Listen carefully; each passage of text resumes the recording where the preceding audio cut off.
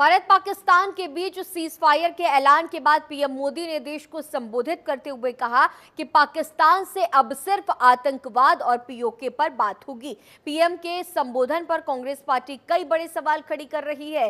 JDU के वरिष्ठ नेता केसी त्यागी ने जनतंत्र टीवी से खास बातचीत की है, देखिए। सीज फायर के बाद पीएम नरेंद्र मोदी का संबोधन हुआ, जिसको लेकर कांग्रेस पार्टी कई सवाल खड़े कर रही है। बातचीत के लिए जेडीयू के वरिष्ठ नेता है केसी त्यागी जी।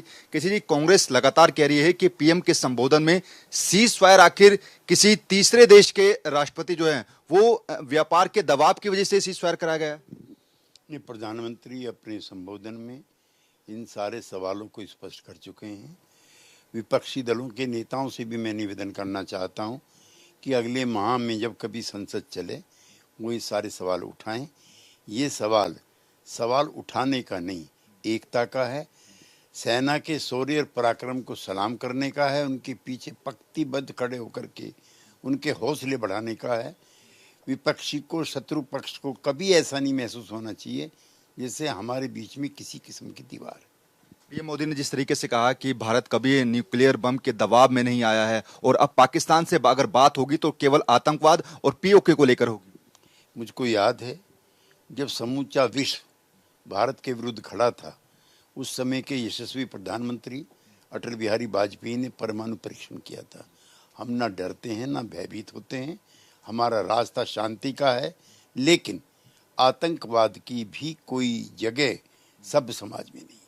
लेकिन जिस तरीके से सर अमेरिकी राष्ट्रपति डोनाल्ड ट्रंप इस सीज फायर का क्रेडिट ले रहे हैं, वो लगातार कह रहे हैं कि उनको गर्व है दोनों देशों के बीच में सीज फायर कराया है। श्री ट्रंप अपने विवादास्पद और फिजूल बयानों के लिए कई बार अमेरिका की भी और खुद की भी किरकिरी करा चुके हैं, इसलिए उनके वक्तव्यों को हम गंभीरता से नहीं लेते। कांग्रेस के कई नेता कह रहे हैं कि इस मुद्दे को लेकर वो पहले भी मांग कर रहे थे कि विशेष सत्र बुलाया जाना चाहिए। विपक्ष के सबसे वरिष्ठ नेता शरद पवार ऐसी किसी संभावना को इनकार करते हैं।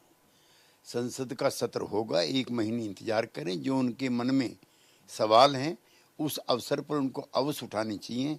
ये वक्त सेनाओं के पीछे एकताबद्ध होकर के उनके शौर्य और पराक्रम को प्रणाम करने का है, न कि सवाल उठाने का। सर आखिरी सवाल, आज बीजेपी पूरे देश के अंदर आज से तिरंगा यात्रा निकाल रही है, ऑपरेशन सिंदूर के बारे में जानकारी दी जाएगी, आप कैसे दें?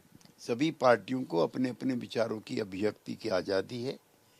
बीजेपी एनडीए का सबसे बड़ा घटक है और इस नाते अगर प्रधानमंत्री के राष्ट्र के संदेशों को और शौर्य के, सेना के शौर्य को प्रचार प्रसार वो करना चाहते हैं, प्रसन्नता की बात है। शुक्रिया बातचीत के लिए। क्या लक्ष्मण के साथ नमित त्यागी, जनतंत्र टीवी, दिल्ली।